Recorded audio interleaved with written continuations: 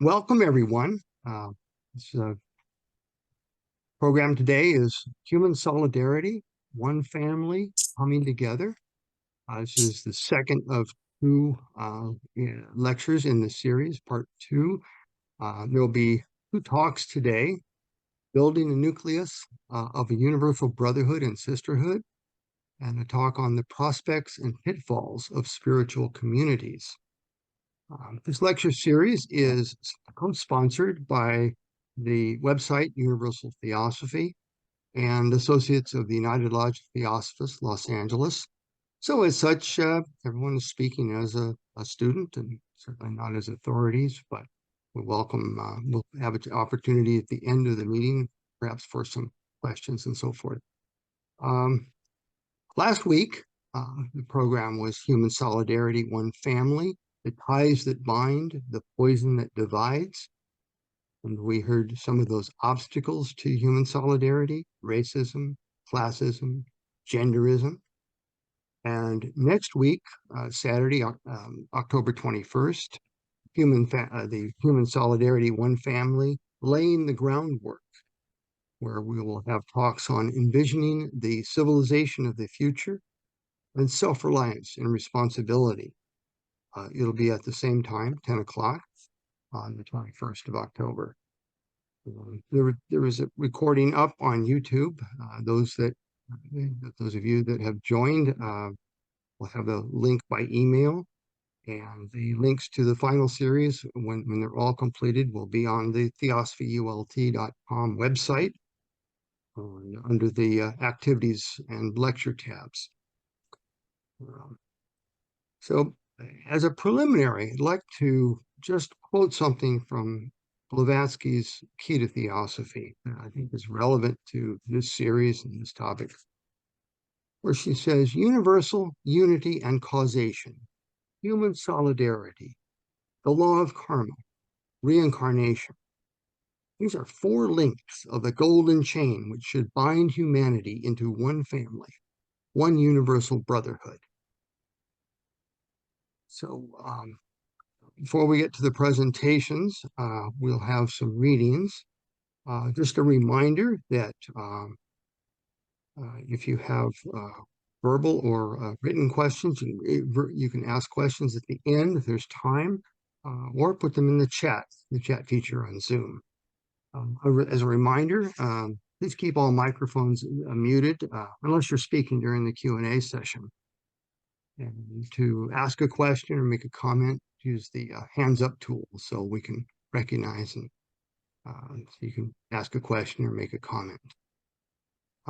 For the first talk, Building a Universal Brotherhood and Sisterhood, we have the speaker has selected some quotations, and Prima will read those and as a preliminary. So, Jerry, if we have those coming up, Prima. Your Honor, years ago, I recognized my kinship with all living beings, and I made up my mind that I was not one bit better than the meanest on earth. I said then, and I say now, that while there is a lower class, I am in it, and while there is a criminal element, I am of it, and while there is a soul in prison, I am not free. Eugene Debs, 1918. On the elevation of woman, the world's redemption and salvation hinge, and not till woman bursts the bounds of her sexual slavery, to which she has ever been subjected, will the world obtain an inkling of what she really is and of her proper place in the economy of nature. Master K.H. to A.O. Hume.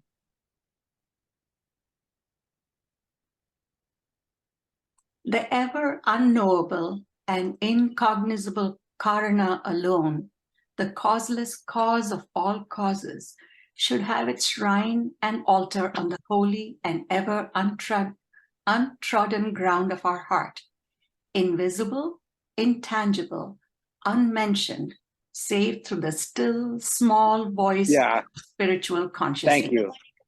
Yes, thank you.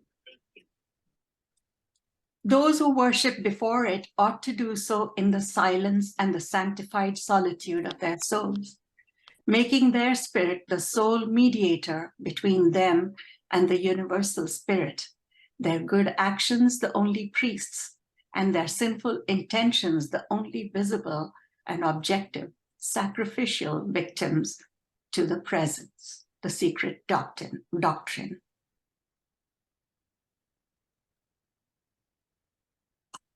We are all reaping what we have sown, individually and collectively. For we must know that we never act alone. We always act on and in connection with others, affecting them for good or evil, and we get the necessary reaction from the causes set in motion by ourselves. This presents to us the idea of absolute justice, for under such a conception of law, each being received exactly what he gives. Robert Crosby.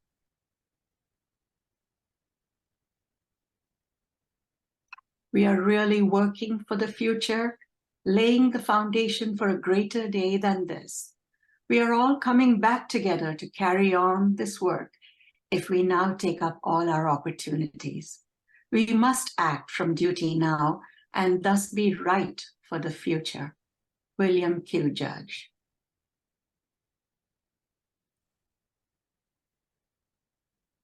If true knowledge were ours, would we have desires? Would we seek after this or that thing in physical life and expend our best energies upon them? No. Would we be sorrowful? Never. Robert Crosby.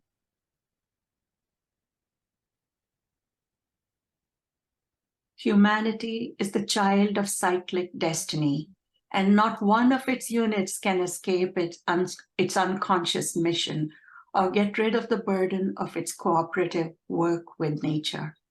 Thus will mankind, race after race, perform its appointed cycle pilgrimage. The Secret Doctrine. H.P. Blavatsky.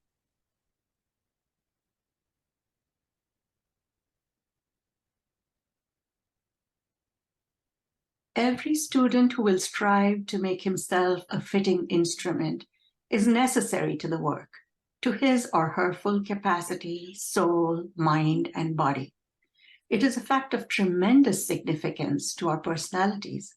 If we are impressed with the significance of it and accept the fight that only fortune's favored soldiers can obtain, we shall hesitate not at all, but seeing that the present basis of action in the world is wrong, we'll work with it as far as we must, while ourselves thinking and acting from very different bases. Robert Crosby.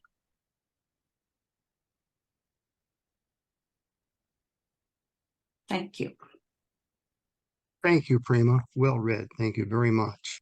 So let's go to our first speaker on the topic, Building a Universal Brotherhood and Sisterhood. Laura, I'll turn the floor over to you. Thank you. Well, when we synthesize all the readings that were so beautifully read, we can see what it means to be human and the work that we have ahead of us. It's hard to follow those beautiful quotes and to speak of them, but we must, because we need to make those quotes a living reality in our life. We have to weave them into the fabric of our being. In other words, we have to become them. So that is what it means to be human. What are our states of awareness that we live in comparison with all the other kingdoms of nature? Can our states of awareness expand and grow? And we can see by those readings that yes, they can. We can also see in what direction they need to go and in what direction we need to move away from. There is no doubt that all the lives that are embodied in the forms we see in the images are aware. Botanists today are exploring the awareness within the trees and the animals. They see the interconnectedness of all of nature. How the trees on the edge of the forest break down the iron in the soil that helps the kelp in the ocean to flourish and support the diversity in the water, which in turn supports the animals and the forest floor. This great diversity of intelligences, through mutual support, are gaining experience and evolving. We see the interconnectedness within the great web of tree roots and fungi on the forest floor, and how each disease has a cure. How flowers often depend on specific insects or birds to unfold and produce seeds. One form always depending on another. As humans, we have not been listening to that unity and diversity, and have come to our position of separateness and selfishness, giving most of our time and energy to fulfilling our ever insatiable desires, our likes and dislikes, rule each day, and we continue in degrees to hold ourselves separate from each other in nature. We often think of solidarity in terms of the great things we do together, but do we not also see it in the unfolding conflicts around us and how it affects all of us? HPB's message was to show us that all the world's religions come from the same one root. We'll pause here for a moment. Is my voice coming through okay? You're breaking up a bit, Laura. Okay, I saw I'm unstable. Is it better now? I think you Yeah. continued. Go ahead and Yeah. try. Okay, I'll keep trying. Yeah. There is a quote from Isis, the last few pages that HPB wrote from Isis Unveiled. And I'll read that quote now, because it's very significant to our day today. As the white ray of light is decomposed by the prism into the various colors of the solar spectrum, so too the beam of divine truth, in passing through the three-sided prism of our nature, has been broken up into a varied colored fragments called religions. And as the rays of the spectrum, by imperceptible shadings, merge into each other, so too the great theologies that have appeared at different degrees of divergence from the original source have been connected by minor schisms, schools, and offshoots from the one side or the other. Combined, their aggregate represents one eternal truth.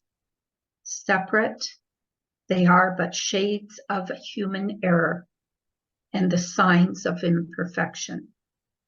That's from volume 2.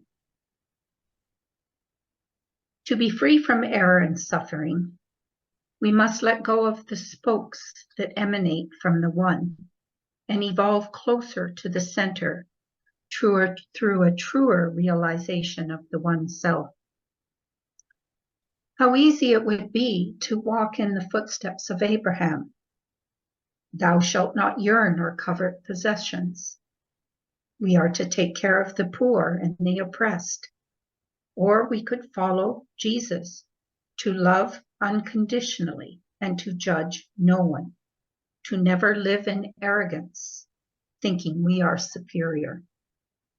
Or we could follow Muhammad, peace be upon you, who told us to follow Jesus and Abraham, to not kill or steal, to not oppress. We could live in all three if we could see that their root cause is the same. They all told us to look at our own faults and devote ourselves to purifying our own natures. In the great religions of the East, of Buddhism and Hinduism, we've been given the doctrine of karma. Such an empowering doctrine, because it shows us that we are the makers of our own character and conditions that we find ourselves in. And we, through karma and cycles of reincarnation, can uplift those characters and conditions to a better and a greater degree. We also see from Mr. Judge that karma indicates that what we hate, we become, and what we love comes back to us. As long as there is a war within us, there will be wars externally in the physical world. In setting ourselves apart, we are causing great harm to each other and to our planet. We do not need a deep study of occultism to see and experience our interdependence. It's all around us. The mind, the body, and the soul all need a protected space in which to unfold, and no one can do this alone. All our so-called inventions and discoveries come from observing nature. Even the new quantum computer makes connections in much the same way that every atom and cell in our body and brain is absorbing impressions from around us. Unlike us, though, the new computer needs to be cooled to, I think it's around minus 400 degrees Celsius in order to stabilize it from feeling vibrations from a block away. It brings wonder to the idea of how many impressions are being felt on our mental, emotional, and physical form that we are not aware of. Mr. Judge has an article called "We Are All Karmic Agents." We see that we are all reacting to chains of cause and effect on and around each other. The karma we have generated from ignorance, or tamas, and passion or desire, rajas, has created the web of karma we now find ourselves in. There is no point in blaming or shaming each other, for this too creates further karmic effect. There is no way of breaking this chain of effects without an understanding of unity, of, as the children of Theosophy school express, we realize a republic of the one universal life in this land, and brothers and sisters to all nature and nations throughout the world. We see our solidarity in our desire to share what we can with others. How a small community on an island can rally to shelter 6,500 people when the planes around the world were grounded in 9/11. We see it in all the small acts of kindness in the moments of darkness. And these kindnesses reveal an inner invisible growth, an evolution from within. We are surrounded every day by such examples, and they all bring us to a place of harmony. Out of one act of violence, natural or man-made, there is an outpouring of people helping and supporting others. When discovering a skill or an idea, or we see something beautiful, our first impulse is to share it. When we look at our human nature and all the troubles that it is giving us, collectively and individually, we may think at this time that the task is too large, that understanding unity will not happen. But this too comes out of a state of ignorance, from the position of our personhood, from our male and femaleness, from our obviously weak and temporary forms of mind, body, and feeling. It would be too much. But if we can realize that we are none of those expressions, but that we are the perceiver, the knower, that as the eternal program, we have lots of time. In fact, over 400,000 more years of Kali Yuga. An important time for us in which to sort through all of our karmic past and set better and higher course of action. We see so many doing that now when we look around the world. As HPB stated in the Key to Theosophy, all these efforts to ameliorate suffering are part of the movement of Theosophy, and they will have their effects and vibrations in the years and ages ahead. We cannot see the change in the midst of our karmic dilemma, but the understanding of the three fundamental ideas that Theosophy presents indicate that change is taking place on the inner planes of our being and will manifest outwardly in the lives ahead. So we must take heart, stay firm in our conviction of unity and our role with nature. We see our solidarity in the eyes of the great teachers who never give up on us. Buddha, after experiencing truth or enlightenment, left the solitude of the forest to help humanity. Mr. Judge, in the Ocean of Theosophy, says man, the most intelligent being in the cosmos, has never been without a friend, but has a long line of elder brothers who continually watch over the progress of the less progressed. And we too can do the same in the degree of our ability and awareness.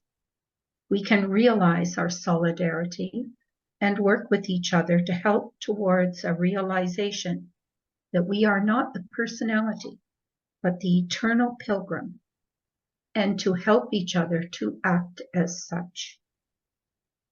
This is a universe of law, a law that can be known.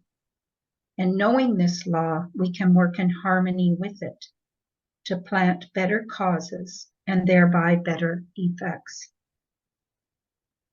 And from Wendell Berry, he states, when we no longer know what to do, we have come to our real work. And when we no longer know which way to go, we have begun our journey. While within the ever-changing conditions, there is an underlying current within all of us. We live on a plane of many diverse opposites, immersed in a sea of opinion and passionate attachment to such. And as Mr. Berry indicates, we are on a dead-end road in that regard. Every solution humanity comes up with creates a new problem. We need to begin a new journey from a more unified plane of action. So humanity must put down its well-worn tools of separateness, of fear, and ignorance. And we must pick up the tools of the virtues of compassion, charity, indifference to our own pleasure and pain, patience, kindness, compassion. Those are the tools of the inner man. And we see evidence of those tools in the work from the United Nations, in the human rights movement, in the environmental protections, and as we see in the studies from our last speakers last week, that we see that there's so many efforts taking place to ameliorate the suffering and the limitations that our forms have placed upon us. But sometimes these efforts on the external plane are not enough, nor do they create a permanent change. These efforts will fail unless we, as a humanity, grow from within outwards in harmony with the universal law. We live in a world not of things, but of relationships. And from the book Beyond Einstein by Miko Kaku and Jennifer Thompson, gives us kind of an interesting look from a point of view of physics of the idea of the observer, the eternal pilgrim. Since quantum mechanics, he says, blurs the distinction between the measured and the observer, then perhaps according to their view, the world sprang into being when the observer, a conscious being, took the first measurement. Theosophy teaches there is only but one consciousness, whose center is everywhere and circumference is nowhere. Each conscious being, elemental or belonging to the mineral, vegetable, human kingdom, and beyond, is a ray from that one, each expressing a degree of the one consciousness. And in the formless beginning of the cycle of manifestation, this one reveals or veils itself in 7 streams or hierarchies, each ray or being picking up the thread of the past evolution and begins another cycle.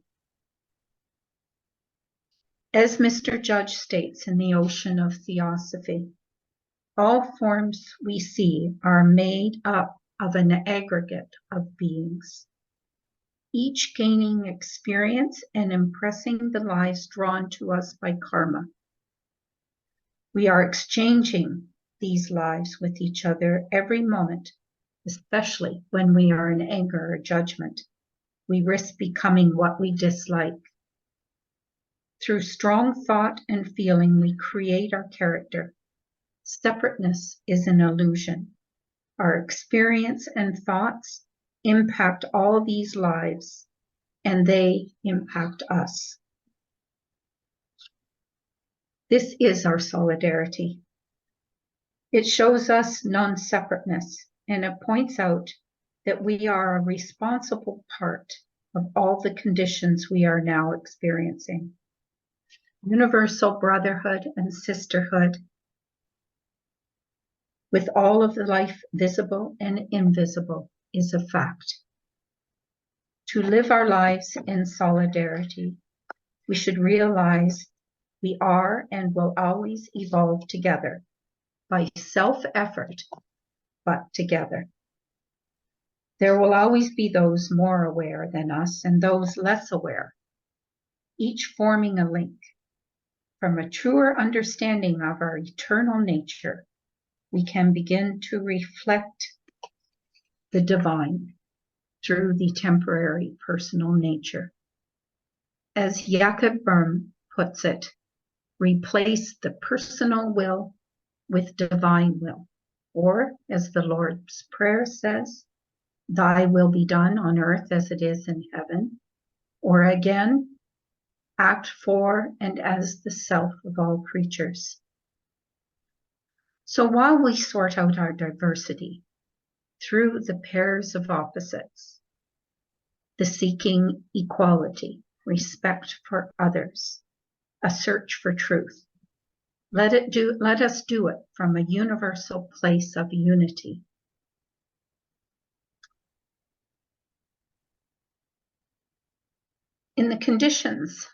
While in the conditions of our own making,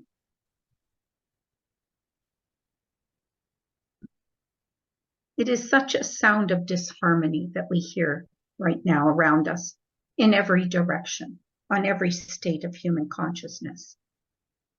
And from this disharmony, can we see the beginning of a journey, a place to start?